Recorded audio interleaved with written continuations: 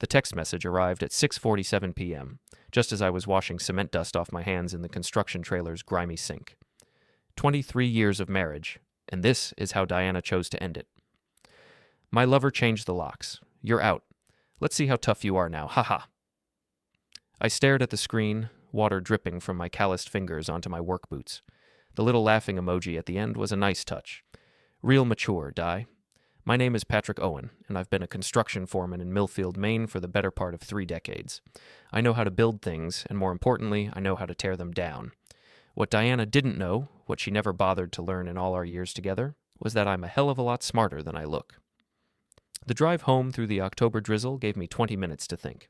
The maples were turning that brilliant red that makes tourists flock to Maine every fall, but all I could see was the storm brewing behind my eyes. Diana had been acting strange for months, always on her phone, working late at her pharmaceutical sales job, coming home with that guilty flush that cheating wives think they're hiding. I pulled into our driveway, what used to be our driveway, and saw my life scattered across the wet lawn like garbage. My toolbox, the one my father gave me when I started in construction, my clothes soaked through and muddy, my collection of Stephen King first editions, probably ruined by now. Standing in the doorway of the house I'd spent 5 years renovating was my wife, grinning like she'd just won the lottery.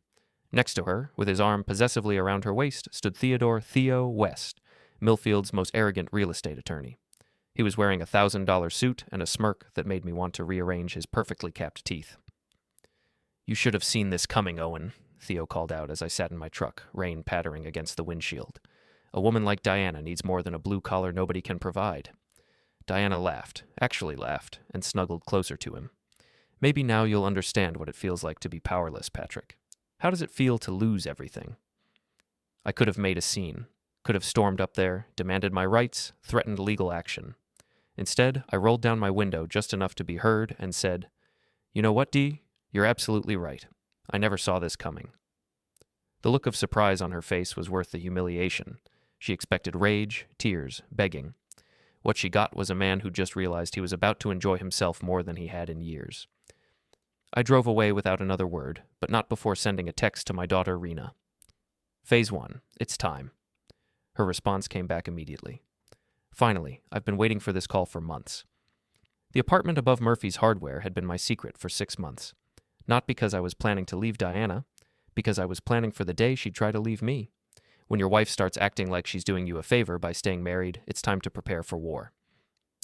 Rena arrived within an hour, carrying Chinese takeout and a laptop bag that looked like it could hack the Pentagon.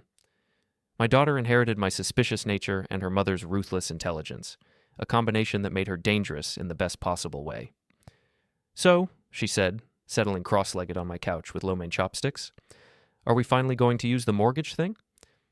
The mortgage thing was my masterpiece of paranoid planning. 5 years ago, when Diana first mentioned wanting a divorce, I'd quietly restructured our home loan. On paper, it looked like a standard refinance to pay for renovations. In reality, I'd converted it to a commercial property loan with a clause that would make a loan shark blush. If I was removed from the deed or primary residence, the full balance became due in 30 days at 18% interest. Diana had signed the papers without reading them, too busy flirting with the loan officer to pay attention to the fine print. The house she thought she'd just stolen, she now owed $340,000 on, due in full by November 15th. "Sometimes paranoia pays the bills," I told Rena, pulling out the folder I'd kept hidden in my apartment safe. "Dad, you're evil. I love it." She was already typing on her laptop. "I've been monitoring her social media, her email, everything. Want to know the best part? She's been bragging to her friends about how she's going to take you for everything you're worth." She turned the screen toward me. Diana's Facebook messages were a gold mine of stupidity. Screenshots of her laughing about finally getting rid of the extra weight, photos of expensive jewelry Theo had bought her, detailed descriptions of their romantic getaways to Boston and New York. "There's more," Rena said, clicking through to Diana's email. "She's been forwarding your personal mail to Theo's office, credit card statements, bank information, even your medical records. That's mail fraud, Dad. Federal crime." The pieces were falling into place beautifully. Diana thought she was playing checkers while I'd been setting up chess for months. My phone rang. Kenny Morrison, my oldest friend and former repo man, was calling from Flanagan's bar downtown. "Pat, you need to get down here. Your wife and her boyfriend are holding court, telling anyone who'll listen how they screwed you over. It's getting ugly." "On my way." Flanagan's was exactly what you'd expect from a working-class bar in small-town Maine. Dim lighting, sticky floors, and the kind of regulars who knew everyone's business before they did. Diana and Theo were at the corner table, surrounded by a crowd of locals who were pretending to be impressed by their story. "And you should have seen his face when he found his stuff on the lawn," Diana was saying, gesturing wildly with a martini glass. 23 years of marriage, and he never once suspected I was planning this. Theo, drunk on expensive whiskey and his own ego, added, "The man's a complete idiot. Signed away his house without even reading the paperwork. Some people deserve what they get." I slipped into a booth in the back, nursing a beer and listening to them dig their own graves. Ellen Morrison, Kenny's wife, and the town's unofficial gossip coordinator slid in across from me. "They've been at it for 2 hours," she whispered.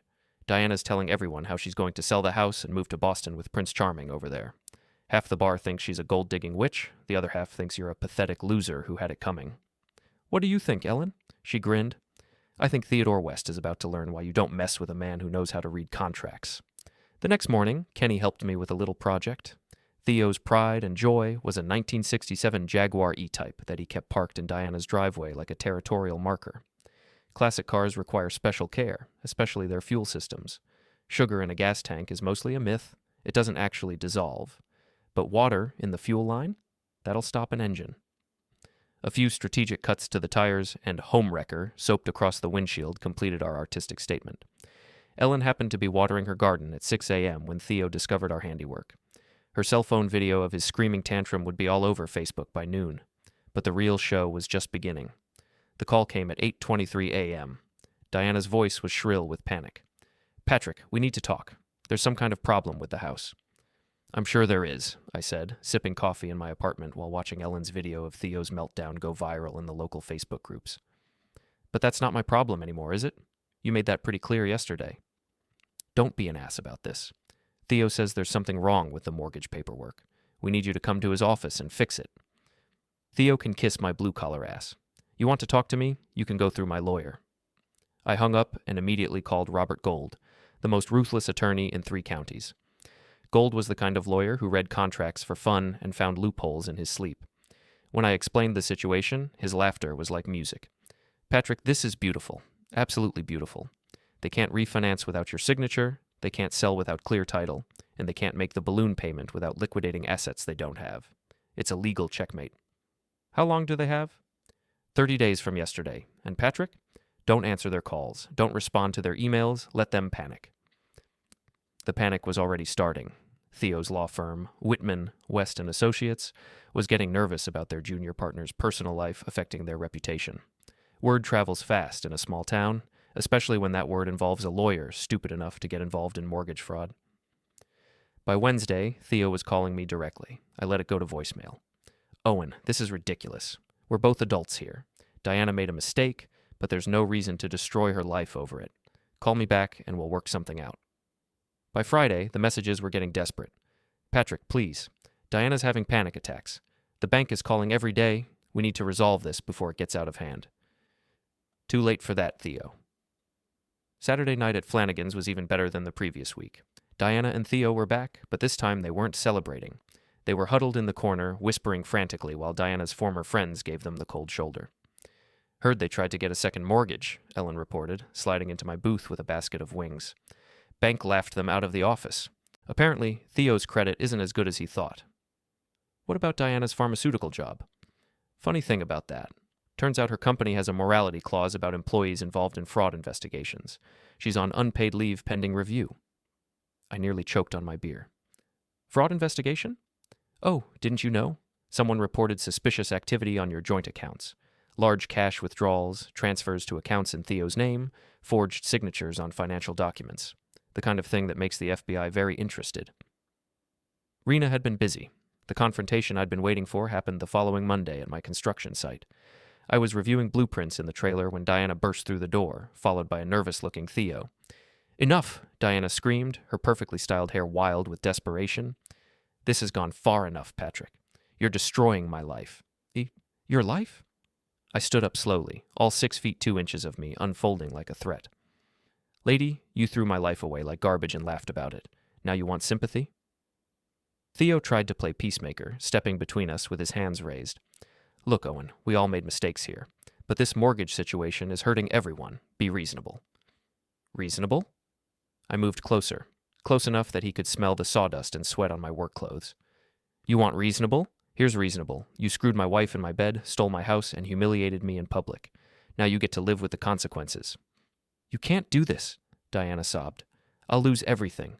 The house, my job, my reputation. Please, Patrick, I'm begging you."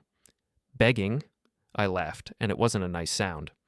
"That's rich, coming from someone who texted me laughing emojis yesterday. Tell me, Di, how does it feel to be powerless?" Theo's face flushed red. "You think you're so smart, don't you? Some kind of mastermind? You're just a bitter old man who can't accept that his wife found someone better." That's when I made my move. Not violent. I'm not stupid. But I stepped forward just enough to crowd his space, my voice dropping to a whisper that only he could hear. "Theodore West, attorney at law, graduated third in his class from University of Maine Law, drives a classic Jaguar that's currently in the shop getting sugar cleaned out of the fuel system, lives in a condo downtown that he's 3 months behind on payments for, has a gambling problem he thinks nobody knows about, and a cocaine habit that's about to cost him his law license." The color drained from his face. "How did you know about the drugs, the gambling debts, the fact that you've been stealing from your firm's escrow accounts to pay for your lifestyle?" I smiled, and it was all teeth. "Theo, I've been watching you for months. You think you're untouchable because you're a lawyer, but you're just another small-town crook in an expensive suit." I pulled out my phone and showed him a photo Rena had taken of him coming out of a known drug house on Elm Street. "One phone call to the Maine Bar Association, and you'll be disbarred by Christmas. Another call to the DEA, and you'll be someone's girlfriend in federal prison." "You're bluffing. Try me." He tried to grab my phone. Big mistake. I caught his wrist and twisted, not hard enough to break anything, but hard enough to make my point. The phone slipped from his fingers and landed in a wheelbarrow full of wet cement. "Oops," I said, releasing his wrist. "Butterfingers." Theo fled, Diana screaming after him.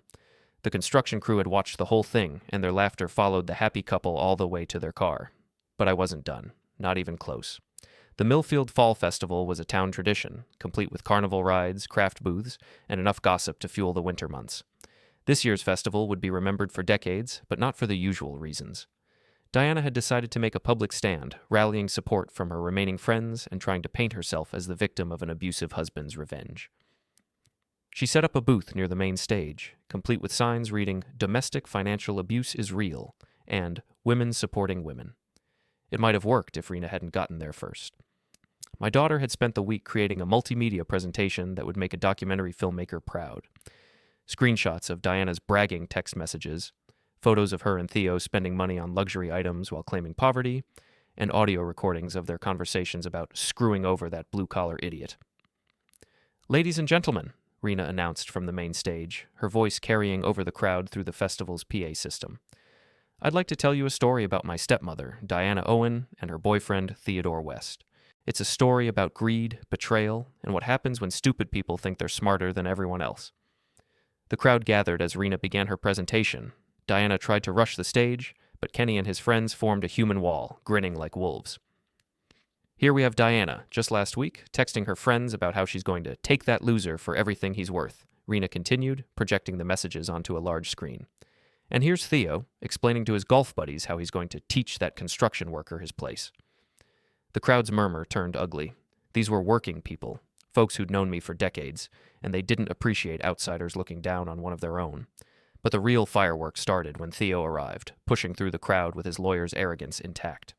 He'd cleaned up since our construction site encounter, but there was still desperation in his eyes. "This is harassment," he shouted, pointing at Rena. "Slander. I'll have you arrested." "For what?" I stepped out of the crowd, and the festival goers parted like the Red Sea. "Telling the truth? Playing recordings of your own words?" Theo spun to face me, his face red with rage and embarrassment. "You think you've won, don't you? You think you're some kind of hero? You're nothing, Owen. Nothing but a bitter old man who couldn't keep his wife happy." The crowd went silent. Even the carnival music seemed to pause. "You're right," I said, loud enough for everyone to hear. "I couldn't keep Diana happy. Know why? Because I'm not a cocaine dealer with access to my law firm's money." Theo's face went white. "You can't prove..." "Can't prove what? That you've been embezzling from Whitman, West & Associates? That you've been using client funds to pay gambling debts? That you've been supplying Diana with prescription drugs stolen from her pharmaceutical samples?" I pulled out a manila envelope, thick with documents. Funny thing about being married to someone for 23 years. You learn their habits, like how Diana keeps copies of everything in a shoebox under the bed. Bank statements, drug transaction records, even photos of you two snorting coke off my kitchen counter. Diana made a sound like a wounded animal. Patrick, no, please. Oh, now you want to negotiate? I turned to address the crowd, my voice carrying the authority of someone who'd spent decades managing construction crews. Folks, let me tell you what these two have been up to while pretending to be respectable citizens. What followed was 15 minutes of the most devastating public humiliation I've ever witnessed. Every dirty detail, every lie, every crime laid out for the entire town to see. By the time I finished, Diana was sobbing into her hands, and Theo looked like he was going to be sick. But here's the beautiful part, I concluded, opening the envelope and pulling out a legal document. None of that matters, because 5 years ago, when Diana signed our mortgage refinancing papers without reading them, she agreed to a clause that makes the full balance due if I'm removed from the property. I held up the foreclosure notice signed by the bank that morning. The house goes to auction next Friday. Everything in it, everything they thought they'd stolen, gets sold to pay the debt, and since they can't make the payment... I smiled at Diana and Theo, who were clinging to each other like survivors of a shipwreck. They lose everything. The crowd erupted in applause and laughter. Someone started chanting, "Loser, loser," and it spread through the festival like wildfire. Theo tried one last desperate play. He rushed at me, swinging wildly, but 23 years of construction work had kept me in better shape than his cocaine and whiskey lifestyle had kept him. I sidestepped easily, and he went face first into the pie-eating contest table, emerging covered in blueberry filling and whipped cream. The crowd's laughter was deafening. Cell phones appeared from everywhere, recording Theo's humiliation for posterity. Diana tried to help him up, but slipped in the pie filling and went down beside him, her designer dress ruined. "How does it feel to be powerless?" I asked them, echoing Diana's words from that first night. They didn't answer. They couldn't. They just sat there in the mud and pie filling while the entire town laughed at them. But I still wasn't finished. Friday morning dawned clear and cold, perfect weather for an auction. The crowd gathered outside our house, my house, was the biggest I'd seen since the festival. Word had spread beyond Millfield, drawing bargain hunters and curiosity seekers from 3 counties. Diana and Theo stood at the edge of the crowd, looking like refugees from their own lives. Diana's pharmaceutical company had fired her after the FBI investigation began. Theo's law firm had expelled him, and the Maine Bar Association was reviewing his license. Their fairy tale romance was ending exactly as it deserved to. The auctioneer was a professional from Portland, a thin man with a voice that could cut glass. He stood on our front porch, Diana's front porch technically, for about 10 more minutes, and began the proceedings. Ladies and gentlemen, we're here today for the foreclosure auction of 47 Maple Street, Millfield, Maine. The property and all contents will be sold to satisfy a debt of $340,000, plus interest and fees, for a total of $387,000. Diana made a sound like a cat.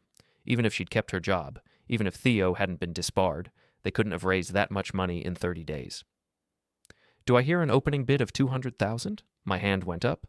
I'd been planning this moment for weeks, liquidating investments, calling in favors, preparing for the final shot. $200,000 to the gentleman in the front. Do I hear $220,000? Silence. The house was beautiful, but everyone in town knew its history now. Who wanted to live in the home where Theodore West and Diana Owen had destroyed their lives? Going once, going twice. Sold to bidder number 1 for $200,000. I walked up to the auctioneer and handed him a cashier's check. The house was mine again, purchased at a $140,000 discount thanks to Diana's stupidity. But the real entertainment was just beginning. Now, folks, we move to the contents of the house. Everything inside will be sold separately. This was the part I'd been waiting for. Diana and Theo had filled my house with expensive toys, thinking they were building a new life together. Now those toys would be sold piece by piece to the highest bidder. Diana's jewelry collection went first. The diamond necklace Theo had bought her for $5,000 sold for $800. Her designer purses, her expensive clothes, even the lingerie she'd worn for her lover, all of it auctioned off to strangers while she watched in horror. Theo's belongings were even more humiliating. His golf clubs, his expensive watches, his collection of vintage wines, all sold for pennies on the dollar.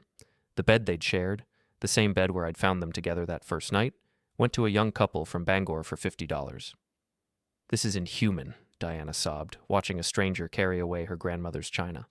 "Patrick, please, you've made your point." "Have I?"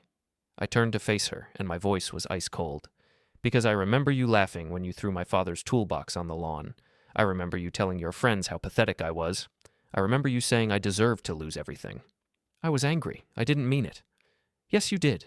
You meant every word, and now you get to live with the consequences. The auction continued for 3 hours. Every stick of furniture, every piece of art, every reminder of their brief time together sold to the crowd. Diana's friends from her pharmaceutical job bid on some items, but not to help her, to get bargains on designer goods. When it was over, Diana and Theo had nothing left but the clothes on their backs and Theo's damaged Jaguar, which wouldn't start thanks to the sugar in the fuel system. "Where will we go?" Diana asked, looking lost and broken. "That's not my problem anymore," I replied. "You wanted independence? You've got it. Good luck." They walked away together, two people who'd destroyed each other's lives in pursuit of a fantasy. I watched them go, feeling nothing but satisfaction. The crowd began to disperse, but Kenny and Ellen stayed behind. "So what now?" Kenny asked. "You've got your house back. Your revenge is complete. What's next?" I looked at the house I'd spent 5 years renovating, the house Diana had tried to steal, the house that was finally mine again. "Now I finish what I started," I said. "I'm going to make this place beautiful again, and I'm going to enjoy every minute of it." Rena appeared beside me, grinning like her father. "Dad, that was epic. Absolutely epic. But what about the FBI investigation, the embezzlement charges?" "What about them? I reported crimes, provided evidence, and let the law take its course. If Theo goes to prison, that's his choice. If Diana gets charged as an accessory, that's hers. And if they try to come back, try to cause more trouble?" I smiled, the same cold smile that had terrified Theo at the construction site.